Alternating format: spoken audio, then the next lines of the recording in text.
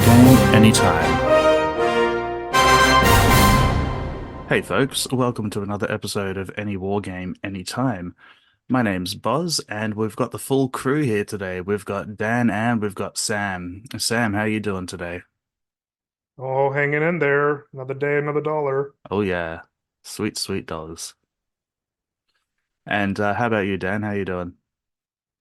I'm doing good, doing good. Just normal things. I've been working on my little 6 millimeter Eldar.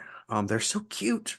They're so cute. Just working on right now. So, How many um, colors have you decided to go with? oh, I'm gonna so just your standard, a lot of Beltan, so it's gonna be some white, some Hmm. off whites, and then green, and then I'll try to do something fancy for the Aspect Warriors. But I mean, the great thing at painting at such a small scale, it is gonna be like paint, probably contrast paint, and then a few little highlights here, and then sort of be done. Yeah, But yeah, I think I got my first game set up this week for some epic Armageddon. nice. Um, and yeah, I think I've got maybe some OPR lined up as well. So looking forward to it. Cool. Well, I've not had much time for painting as of late because we're actually up and moving to the other side of the world. We're moving to Australia at the start of July. So it's great to be here, all three of us, but you might notice a lack of Buzz in the upcoming episodes. But yeah, rest assured, I'll still be around and I'll be back to it once we're all moved and settled. Yeah, I think the next month or Yeah. so, where it's all going to be sort of up in the air, but we'll still be producing content, but Oh just yeah, pause. yeah. Yeah, Yeah, just they finally kicked him out of England, right? So, Yeah, he's they being exiled found to me the out. prison colony, right?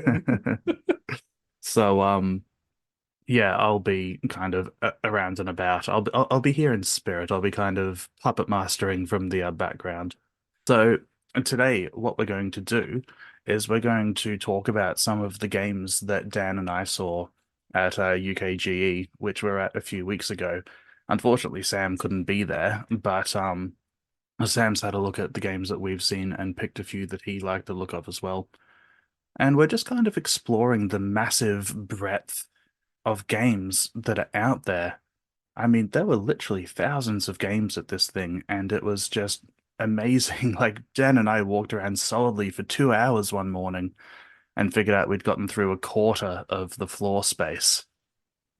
So that should give yeah, you an indication of exactly how big it is. yeah, it's so funny, boss and Sam. Like we sort of want to take this approach. So we want to provide some caveats here. We haven't played any of these games. And so we're sort of approaching, and this is sort of the way we're thinking about talking about this, is that the power and the requirement it takes to produce your own game, because we were all drawn to these games purely either by the concept or the look. In other words, we don't Yeah, make any claims about how, if we yeah, if we were in a game store, just browsing through the aisles, these are the things that, you know, that would have caught our eye, right? That's kind of I think what we're getting at here, right? mhm. Yeah, it doesn't matter how good the game is. The competition is so fierce It's that, so fierce.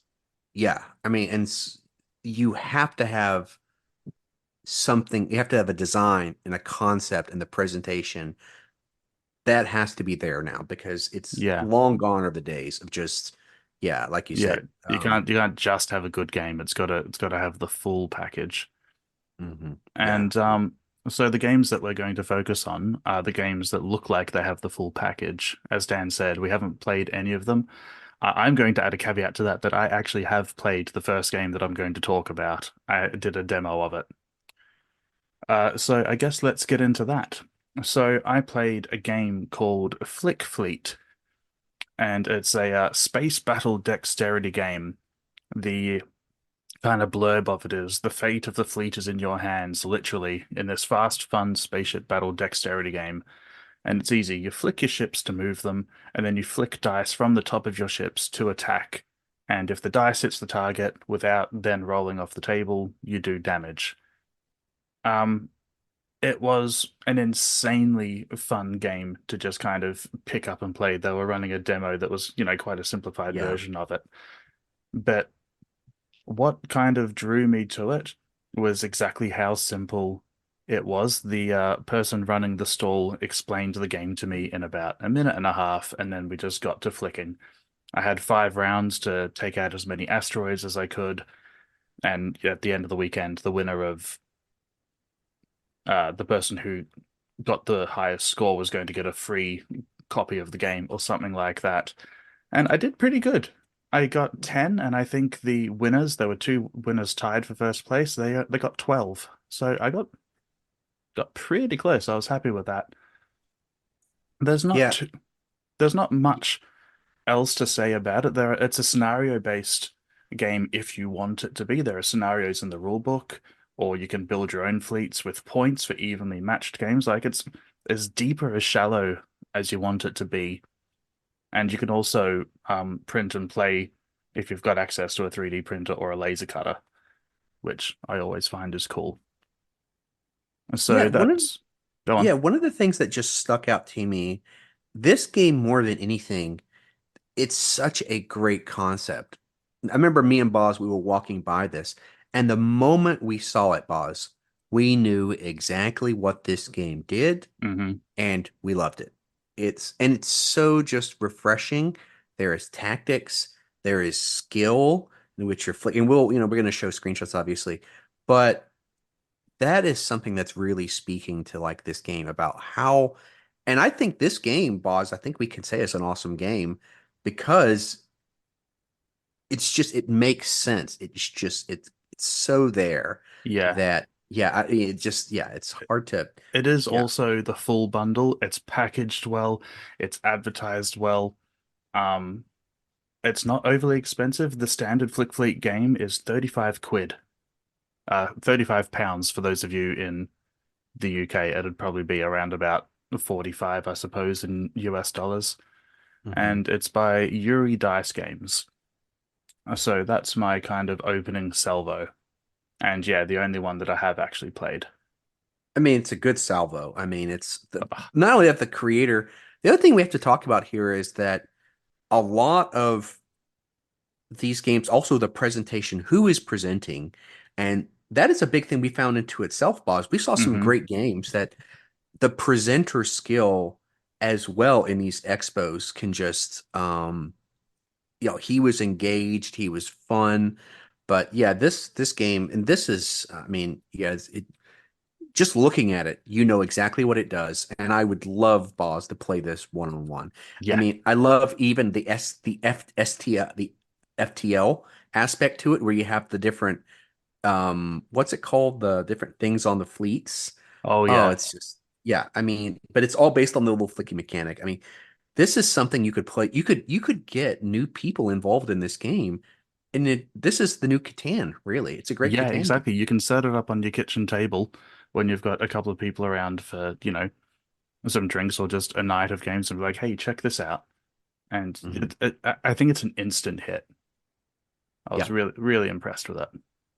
yeah. Great first pick. Yeah. My second pick is called AVGhost, and it is Oh, a paranormal investigation game. It's a cooperative oh. game for 1 to 4 players. So here's their kind of spiel. You're in control of a team of paranormal investigators. It's a board game, I should say. All of them are Mhm. part of a specialized agency that investigates and solves paranormal events, and you're hired by people with issues who request you cleanse their homes. It says AV Ghost includes 3 different cases to investigate with a total duration of nearly 30 hours of gameplay. Now, what they don't lead with, and what the person who was telling us about the game didn't lead with, is that this game is designed to be played in the dark, in the actual dark, in a dark room with no lights on. So the pieces, the miniatures, they have a flashlight attached to them, which can be different colored lenses depending on what kind of ghost you need to defeat. And Dan and I kind of saw this and we're like, well, okay, so we have to go and find things, but the numbers are just there on the floor and it's obvious, like what's the game? And then the person explaining it was like, yeah, you play this in the dark. And we're like, whoa, Yeah. It's that's just oh, that's yeah. incredible. the moment, and it's interesting on presentation because if I would give a little, I think the creator, I think English is their second language. Yeah, definitely. And so it took a little bit for us to get there, but once he said it, that you play these games in the dark and you've got it's just mind blowing. Now we Yeah, haven't played the game, but just the concept just hits you right in the face. And he also talked about how there's like even an AV track that he's got like a little. I yeah. think That he there's an then on app. the specific, but apparently there's a music where you're literally supposed to play the Yeah, game with certain audio music and like wow, what a cool experience to and clearly this is a game that isn't some tactical in-depth thing. It's clearly I love that this game it's is an just playing. experience. It's an It's yeah. You're supposed experience. to have a nice spooky experience, Yeah, this and yeah, feels like what's the Betrayal on House of the Hill, yeah, but just better. yeah. Yeah. Yeah. So that app, so yeah, it's paired with an app that reveals clues, adds background music, and startles you with sounds and voices from different events. Yeah. So, that's what I would lead with. Like, hey, Yeah. here's a game that you play in the dark with an app that does background music and things, and that would have hooked me in. As it And your was, adventurer has these little flashlights. oh You yeah, see it in the comp. The adventurers, you're moving around your pieces, and the little thing has a little light on the ticket. Oh, it's so cool! It's yeah. so cool. Yeah. So it's designed by Beatriz Alvarez and Pablo Miraz. Sorry if I've mispronounced your names there. And I'm assuming they were the people who were at the booth, but I cannot confirm. So this was this was definitely a Kickstarter. I'm pretty sure it's been um, funded and ready for release and everything. The core game on Kickstarter was selling for €90. Mhm. And like I got to talk about the miniatures as well as being on the stands with the flashlights and everything. The miniatures themselves were actually really nice. Like Mhm. they were good sculpts, and it just added a real kind of legitimacy to the game. Like again, this game was the full package. It was boxed really well. The art's cool, the miniatures are cool, and once we got that wow moment of you played in the dark, it was just yeah, really cool, really It's gonna mind-blowing. give Sam some nightmares, right? Yes. I Well, can't do horror. Woo! It's too much for I me. mean, and one of the things this game does, we talk about it.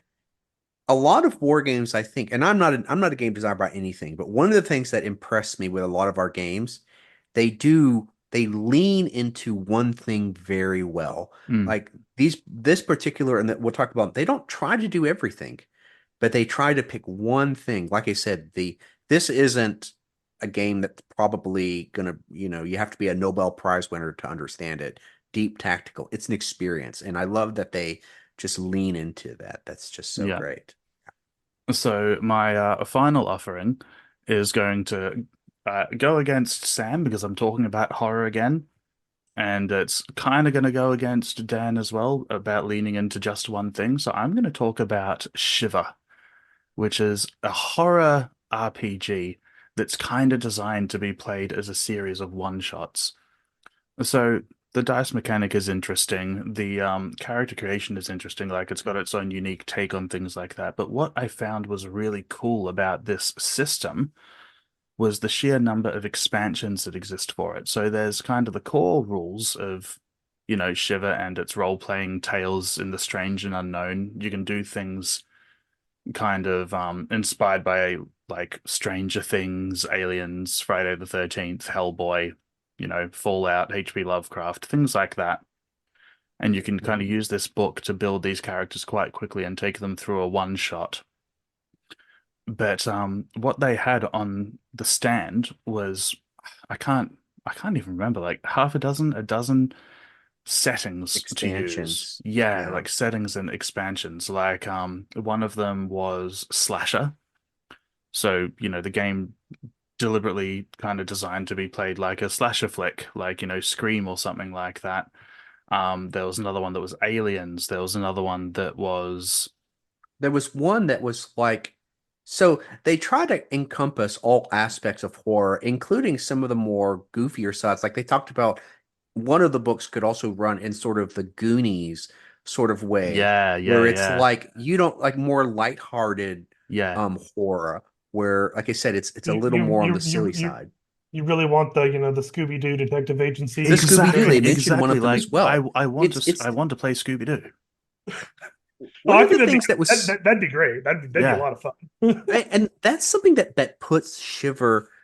I mean, I think one this is I would maybe counter Bozz a little. What made Shiver so well, it did it so well, is it's not direct. Like what I felt is it's about horror, but it takes horror, it sort of puts it in sort of this meta concept of Hmm. you're playing horror almost within a movie. It's not realistic horror. It's sort of horror that you're specifically the system is sort of Yeah. designed to play out like a movie Well, or like a TV It's show. cinematic in a way. actually, one of them that I was going to mention is called Shiver Blockbuster, which is Yes. exactly that. You are an actor Oh, in a horror movie, and the culmination of that one shot is you're at an awards ceremony for this movie that you've made, and it all goes horribly wrong. So they really, really lean into every kind of aspect of what constitutes a horror, including the actual physicality of, oh, look, we're making a horror movie. yeah. Another thing I thought was fascinating was their sort of campaign system, how they describe it in the context of this horror movie series, how they talk about how if one character survives, the next sort of campaign arc, you don't play that character, you play like that character's daughter or Mm, grandparent, yeah, but that's that right. A character is whole still real, there. It's yeah, like again, a real legacy. it really does and that's what made Shiver. First of all, the artwork is great, obviously you can see, but it really is. It's hitting it such it approaches this aspect of horror things in a very just like I said, a very interesting way that we just loved. Yeah, we Yeah. just loved it. Yeah. So the core rule book was £40, but you can buy the PDF for 20. And I very much like that there's that option and that it is significantly cheaper. And Yeah.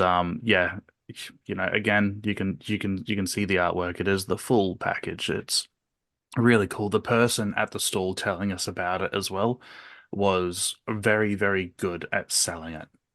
He was described exactly what it was, went over a few of the expansions, and really enthused and knew his product. And it was just a joy to come across, and I can't wait to play it one dark and stormy night. Yeah, I mean it's just so great. So Yeah. great. Sam, you weren't there. What do you think about Shiver? Just did we how do you feel about us explaining it to you? Oh, I mean, I would definitely play Shiver. I think that'd be fun. I know I said I'm not into horror. I'm not into like jump scary horror. Psychological horror on the other hand, or cosmic horror, that could be really fun. Yeah. So horror has obviously has a lot of subgenres uh, that we can that's a subject for another podcast. But yeah. Mm. Well, cool. Boss, some really solid picks. I mean, like, and it's funny, Boss, we're picking, but I mean, these aren't, I mean, we could just have easily picked a few others, Boss, and Oh, like yeah. It they're was all like, hard yeah, to so much choose. good It stuff. was I hard to mean, choose. yeah, yeah. And we're gonna choose more. Like, so Yeah. yeah, we're gonna there's so much we're gonna be doing a specific video. We got an interview for Shiver. So we're gonna be doing that video interview as well. Yeah. Yeah. Oh, And so good. yeah, look out for that one because it's going to be awesome. Oh yeah. Oh yeah. Right. Well, we've heard from me. That's my three. Shall we go to Sam next? Okay. So as we mentioned earlier, I was not at the Games Expo, which unfortunately would have been nice, but that's life for you. It is not a fair thing. So my friends went without me. You can you know say what you will about that in the comments. Uh, uh, but anyway, I they kind of sent me a list of stuff that they had reviewed, and so I looked through the list and I kind of picked some things that I thought jumped out at me as well. The first one here is Eve: War for New Eden. I am a always been a big kind of 4X strategy games when it comes to computers and in board games and war games as well. So that was the one that kind of initially jumped out at me. It looked really cool. I always love fleet combat in any kind of format that you can get it. It's so I was looking at that. That really looked cool. So it has kind of four different factions, and it's a you conquer this kind of like this galaxy and whatnot. And yeah, looked really interesting. I obviously, again, since I wasn't there, I'm just saying things that looked interesting to me. But Well, I'm yeah. and it's funny, like I didn't play the game. We didn't play the game either. One of the things that jumped out to me, it did have a very Twilight Imperium feel to it, Yes. but it seemed a little less. It didn't feel like it was. It felt as if it was a little more manageable version of Twilight Imperium. That Yeah, really was a little, perhaps more of the 4Xe, maybe the exploration. We don't know. We can just, like you say, we can just go on what we've sort of been marketed to. Um, It also yeah, looks nice and is based on a very solid game that's been yeah. around And for a long it's like time I'm the kind of person who would love to play Twilight Imperium. I can't convince my friends to do that. because they I haven't could got a full probably, weekend. yeah, yeah, Join yeah. the crew. Join the crew. I could probably convince my game group to do this. That Well, was part of my mentality. Yeah, for it's sure. Twilight Imperium weekends because that's what we used to do. We used to Yeah, play. It was a week. It's a Friday, Saturday affair, and I for the thing. One of the things that I really liked, and we did see the physical miniatures for Eve. I almost wanted to buy this game purely to get the miniatures because I want to play like Battlefleet Gothic, or I really want like Hmm. we've even talked about OPR has produced their spaceship game, and the ships themselves. And I have seen the ships in person. They really solid. I mean, they're plastic. I mean, they're not like I'm sure they're not quite as good as maybe like if you got them, you know, bought them specifically, but they're really solid ships. They look good, especially if you painted. I think the production quality is there, considering it's a board game. Yeah, I could that's play these that's ships. that's the Yeah, thing. They're very, very good ships when you consider they are board game pieces. yeah. Like Like I they could paint yeah. they these they things they up and hold, they hold play. their own anyway, The and detail they're looks really excellent. nice. Yeah. Yeah. Hmm. Yeah, the Uh, game, and we've seen the game in person. And so in other words, we're not just looking at the pictures. We these games we have seen their production quality, and we can say, while we can't speak to the game itself, I can say that the production quality at the seeing the physical game it's there, high Yeah. quality game. Um, 4X games, like Sam was saying, they like all things, they're you really have to get into the details and play, but we would love it to be an awesome game. I And wonder if this one can be played single player, just kind of against, the universe and other factions. yeah, I don't know. I mean, I know that so sort of looking at the game, it's got so a lot of these games they do have a lot of things, but it's not Twilight Imperium level of pieces. Yeah. Like Twilight Imperium, so those games and some of these board games get ridiculous in all their counters and pieces. it The takes counters you that we saw on the game, like an hour to set up and take down. Yeah. That's ugh. And yeah, the some people counters we are saw in after the that game were experience. reasonable. Yeah. Yeah, they were reasonable. Didn't look too overwhelming. And the cards, like I said, they have a lot of pips. Every faction has a lot of little pips that you place these little blocks on. Um, and so yeah, we've never played the game, but like I said, looks great, good production quality. We can speak to that, and definitely something we'd be interested in getting. I love 4X, and maybe this could hit that for me. Yeah, I agree. Good pick. All right. So the next game I picked was Zeo Genesis, Oh yeah. which was described to me as like a mech kind of battler. And for people who know me, I haven't been able to see a lot of it because I think it's still kind of more in development. But I love mecha stuff. It's my guilty pleasure. Hmm. I would just about every mecha based franchise is something that I'm into. So I want my giant robot fights, and I don't really care how I get them. I just kind of want my giant robot fights. It's a you know, and yeah. So that was the next one that I picked. Uh, I would say this again. We were there in person, and the models look solid. Like the models, we were able to look at the models in person. They're high quality prints. The models are really like they have a really nice. And we say this, me and Bozz, we saw tons of mech games. Not only oh was yeah, there Mech Warrior and BattleTech there out there. I mean, there were a lot of representatives of great looking mech games, and I think this mech game it did have its own particular style. As war gamers, I think that all of us can speak well that we would double dip here. We would buy these games and we would certainly use them Yeah. for other for games. for further Also, things. if you have a Yeah. look at the design team of this game, a few of those names are going to stick out as people who know how to make a good game. Yep. Gavin Thorpe. Yeah, Andy just Chambers. Andy Chambers. Yeah. I mean, right there is just wow. So we never played the game. I mean, some big names are but coming into it. Yeah. The we design want is to. there, I, and the models, yeah, the models yeah. we You, saw in person. These models look great. I y'all can remember for the when we finally do the get pick Sam sci-fi army. You can remember that I am a huge I'm just a huge mecha Mhm. fan.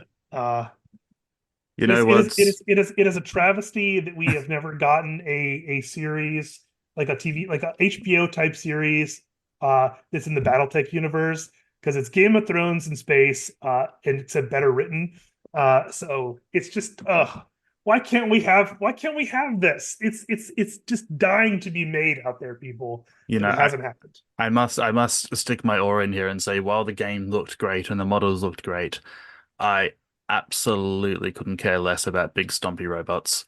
Mhm. I've tried really hard with a couple of different things and a couple of different games, and I can't get into big stompy robots. But as far as big stompy robots go, this game looked like it was solid.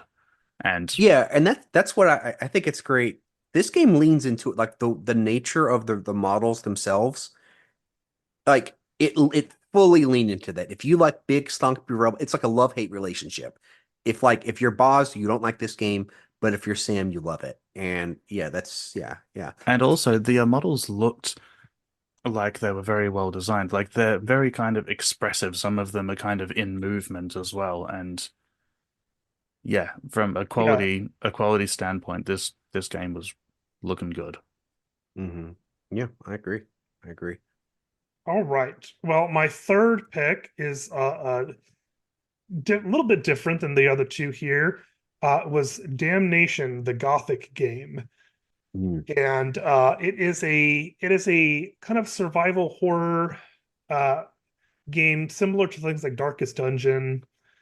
And what appealed to me about this is because the other thing I like to do in games, and my friends will attest to this, who play board games with me, is I love a game where you can diplomacy your way to victory from by kind of manipulating your friends and other players to uh, fight on your behalf or not see you as the threat that you really are. Uh, that was always my strength in playing games that was an element of it. At times in my life, it got so bad that everybody would always kill me first in my play group because they knew that if they didn't, I was gonna be able to BS my way into Nobody will play Munchkin with you anymore. yeah, that's just it's the way it is. It's sad, but such is life. But the game looked really interesting. The as I said, like I love that kind of capturing that kind of cutthroat feel in a game sometimes where like you kind of always you kind of as players like you're competing with each other, but you have to cooperate sometimes because like otherwise you're all gonna lose. Uh and it's a fun experience. If you have friends and your friendships can survive, betrayal Yeah. and Hmm. And there's some games you can't play, and that's okay. Like there are some games that you can't play with these sort of games. You can't play with certain people, and yeah, that's okay. I mean, we'll speak to the production quality and Bozz, you were there. I mean, game looked great. I mean, it's high production quality, and I think you're right, Sam. Like one of the strengths of this game, it screams. Again, the concept is just right in your face. You understand it. Darkest Dungeon. You didn't, the moment, all you had to do is look at this game for a moment and you understood its Darkest Dungeon board game.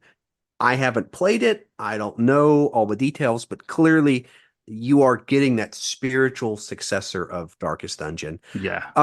The production quality on this game. So again, we're showing you some screenshots, but we've looked at this game in person. The production quality, Bozz, terrific. I mean, Yeah, just the it also screenshots don't look do it justice. It's gorgeous.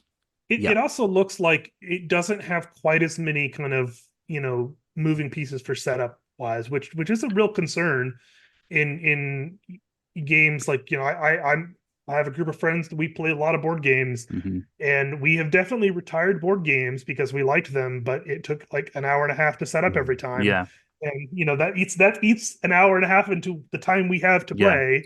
This one So reckons about 10 minutes to set up and between 45 minutes and an hour and a half to play. So you can get in a couple of games of an evening. You can have your yeah, game and then which you is can have your second game to get revenge. exactly right. And that's the thing for it's nice when you play a lot of board games, like I think all of us three do here. Mhm, Uh absolutely.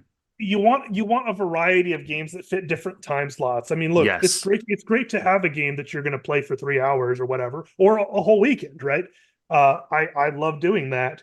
But we don't always have 3 Yeah. hours or a whole weekend to play a game. Sometimes you want to like get in a game here and there, Yeah. and And stuff like a stuff game like that's this got is just enough kind of crunch to mhm, it to not be to be yeah, yeah, interesting and exactly. deep, but not so much that it like you feel like you have to have a PhD to understand it. Yeah. The One thing I think replayability that of this game looked really good as well. Like Mhm. yeah. there's, stuff you can do after you've died. You're not just out of the game. One thing I think as well that I think is a really nice it's a nice strategic touch. One, they don't so with these games, obviously you can play with these games can provide models. In other words, actual models. Um, or you can provide some of the card. So this game doesn't provide models, but what it does do is that the characters they aren't cardboard. They're in these high quality sort of, I guess it's glass or plastic sleeves. So it's this fully painted model that's in sort of these glass enclosures, and we'll show you screenshots. But in other words, these things are fully painted. They look great. They're not models, but they're okay. And you'll see these little character stands. They're in like the glass or plastic is cut out around them, and it's a fully painted full color model. And I think that's great for just the accessibility of this game. A lot of these games like that come with models, again, either one, you have to paint the models and yet it looks better, or two, you're playing this game, but you're playing these games with plastic gray models, which somehow, in other words, this game comes Well, out with, and sometimes they're terrible. let's yeah, let's be real. this game sort of avoids the entire models and but it doesn't give you like these cardboard flimsy things. It gives you a pretty high quality sort of and like I said, we'll show you pictures of basically the characters are these, like I said, cutouts, but it's a full painted thing in there. So I like that you can still get it's a nice happy medium, I think, for this game that I think is a nice little touch, strategic touch, and keeps it Yes, low. It's only 60 pounds, which is for this high quality game is pretty good. Yeah. and it's like don't get me wrong, I love models and I like board games with models sometimes, but I'm not going to paint models for a Mhm. board game. No, I I never have, and I doubt I ever will. yeah, I Mhm. have way too many other things to paint Yeah, to even approach that. yeah. I've a growing catalog of models to paint for actual war games. So it's like, yeah, they either need to like, look fine unpainted, be quality, like enough quality, or yeah, it's Mm, not offensive to look at is an important quality in my board game models. yeah. Yeah, Well, I think so. three fantastic choices, Sam, and we the thing is we want to play all of these games. This is kind of the creme de la creme, but it's all good. They were we can't go into enough detail about how much pretty games we saw that weekend and how Mhm. this is just a very kind of little selection of them. So, Yeah. Dan, what have you got for us? So I've got some picks as well, and we're gonna show more of these. I mean, these aren't necessarily my favorites. These are just three that I mean, it's just again, I'm just sort of picking them. So the first I want to talk about is Cosmara. So one really take about Cosmara, I think the so with Cosmara, I think it looks great. One of the things, and one of the things I think the sort of the big selling point of this system is there is actually an app that as you are playing adventurers here, you're actually notating. There's literally an app that you get on your phone or your computer that you're literally going to these different planets and you're going to them and you're like literally telling what happens in your private adventures. And somehow basically the idea is the pitch is, and we haven't played it, but the pitch is that the admins, I guess, the people behind they take all this and they bring it they grab all these statistics across this app, right? And they bring it up and they basically it's a living story, right? That's how they sell it, right? But that's correct, Boz. So it's where all Yeah, these so people are basically, you're going to the planets, you're this is where I was, this is what I did, and yeah, it all sort of flows up and basically the story continues. It's a living story, yeah. which So yeah. you're supposed to upload these reports in character. Like we went here and this is what we did, and what you did matters. What you did will affect other people who come to that planet. And oh, this faction's been annoyed by Mhm. by what's happened here, and now that they're going to be distrustful of you know adventurers or whatever. Like as you say, it's a living. It's supposed to be like a living, constantly updated and just Yeah, immersive, interactive universe. I'll be Yeah. curious to see how that actually works. Because I've kind of been wondering if a company was going to try something like that for a while now. Well, I'm really curious to see if they can kind of pull it off because it's a pretty ambitious concept, I think. Yeah, and It is very ambitious and obviously we haven't tried it yet. We don't know how scalable it is yeah, all we haven't dug into this, but we have I seen love the that they're app, and the trying app it. is super pretty. Hmm. Hmm. And Yeah. there was also something else. Yeah, there's also going to be an actual play podcast for Hmm. the game that's going to follow the story of a bunch of I don't know main characters, I suppose. So you're going to be able to play your games kind of in the periphery of what these people are doing, and you're all going to be reacting to each other's actions. And we've all said the dream with wargaming is to have this massive ongoing thing that you can scale up and down and have it affect each other. And this is kind of a step towards that in RPG form, and I'm so curious to see how it goes. Yeah, because Yeah. I'd be Don't really interested because I'd love to see a war game try to do something similar Mm. and pull it off. Uh, Yeah, which I there's don't think something, we've and seen we yet. don't know how well. One thing, so the universe, I don't, I wouldn't say there, to me, at Boz at least, there wasn't anything particularly compelling about the story. It felt like a general sci-fi space exploration. I couldn't tell you anything specific about it, to be honest. Like I think the selling point for this thing, the setting wasn't what interested me. yeah, It's it's the the concept, right? interaction, and maybe that's Yeah, good. Maybe yeah, the idea is the setting is supposed to be a little more sort of basic, and then the players make the world rich. I think that's what they're trying to do. Um, but Yeah, and if that's they it's could pull stuck that with off, it'd be really cool. mm, yeah, and I don't know. Like I said, I wonder if they. Part of me wonders if they shouldn't have. So one of the things I feel this thing should have is a subscription. I feel that if there isn't some sort of subscription where people are paying for this, then the scalability is going to be an issue, right? In other words, and I don't know, I would think if I was thinking this way, I would want a subscription because I would want to know every other player who's sort of engaging with this greater world is a paying customer. So you're not going to get perhaps, I don't know, trolls or something. But Yeah, I I wouldn't. don't know. I mean, I would just say it this way. I love the concept and like this is a selling point. And if you're interested in this, check out Cosmara. Um, this shared world is super cool. Yeah, we'll be watching this to see how it goes. Yeah. Yeah. So Cosmara, yeah. So the next one, I haven't played this game at all, but it again just when I saw this game, Eat the Reich, um, you can just see the visuals, and this is what I mean, attention grabbing. It's 1943. You are a team of crack vampire commandos with one mission: drink all of Hitler's blood.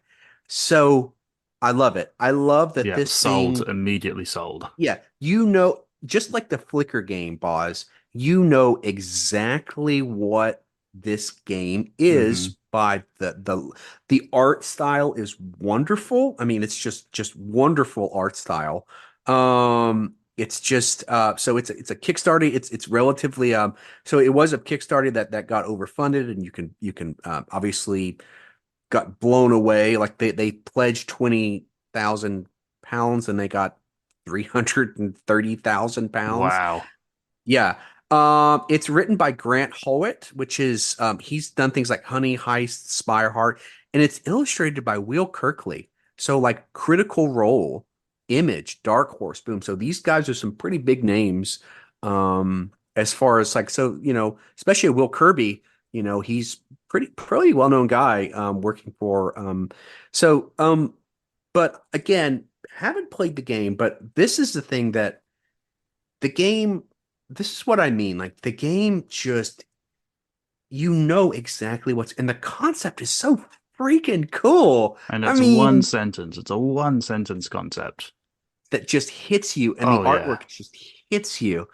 And that's what I mean, man. And it's pretty easy to get into. Like I said, I think it's what a $15 Fifteen PDF. dollars for the Like, PDF. Yeah. Mhm. yeah, I mean, this is so it's the ease of entry is there. Yeah. Super good artwork, and I just love that this thing it For just your next, sings. RPG one shot. Yeah, it just sings, man. This thing just, I mean, I love it. I love it. Yeah. Um, so my last one is now this is a bit of a pocket pick, is Oh Power yeah, Vacuum. you loved this one. So and this is what I love about this game. This is called the Treasonous. So first of all, the concept and the artwork, it just hits like a truck. The first of all, it's called Power Vacuum, which is in this world, it's called the Treasonous Trick Taking Game. So immediately you know what this is about. If you like hearts, if you like spades, if you like those trick taking games, this is the game for you. I haven't played it at all, but I love that it tells you immediately what it's going for. If you like trick-taking games, this is something you're going to be super interested. Now, it has its own unique mechanics, and we actually have a video interview that'll get into it. It's won some awards. That's awesome. We haven't played it, but love the like just again, this thing sells itself. um it's such an interesting mechanic on the idea rather than collecting points, you're building little statues. Because in these trick-taking games, you play multiple games and you keep track of points, but instead of keeping track of points, you're basically using to build your little statue. And of course, I mean, this is just the other thing is just the artwork is just harkening back to post-Lenin Russia, right? The power vacuum, which the vacuum is mostly again hitting it. We would translate it as Lenin, right? I mean, whenever Lenin died, and the power vacuum that happened after Soviet Russia when Lenin died, and these ministers are fighting to gain power, and of course the artwork just hits it right on the head. I mean, it's just, and again, it's just that's something I think all of these games we've talked about. And maybe we could just talk a little bit about some of the things that like the game just hits. you know it, you understand it. It's just there. Well, Yeah. it's So again, it's like powerful. it's like I said at the beginning. If you were walking through the aisles at a game store, these are the things that we would have grabbed and looked at. And that's a part of a game design that I think next time we do a game design corner, I do think we should Yeah, we're uh gonna get Jacob on get Jake and and we'll talk ask about some marketing kind of questions and such, Mm, because that's an interesting topic, I think. But Mm. yeah. So yeah, those are my three. Those are my three. very, very solid. And yeah, I think as we've said, kind of the linking factor of all of our picks have just been how great they look, how well packaged they are, how much they grab you just from kind of walking by. Because, you get kind of sensory overload at something like UKGE because it's so massive. And so the things that do stick out, they need to grab your attention instead of the half dozen other things that are in your eyesight at that particular moment. And yeah, all of these picks have really, really done that. And I love that they all have one really strong selling point, just something they just lean into, whether it's the AVGhost playing in the dark, the Cosmara, the trick taking, even just Eve. It's yeah, they all are just dark. Like they all hit. They just yeah, I love that. Yeah. Well, Well, guys, I think that's yeah, that's kind of that's kind of what we wanted to talk about yeah, today. that's it. Those are Yeah. those are our picks. It'd be great to hear if you've been to a board gaming convention lately and what caught your eye and why, and what's your favorite one out of these picks and why. Yeah.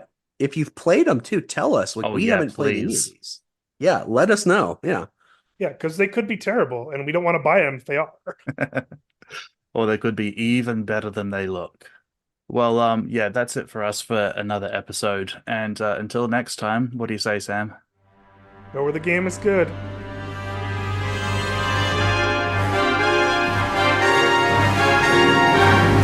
Any war game, anytime. Going where the game is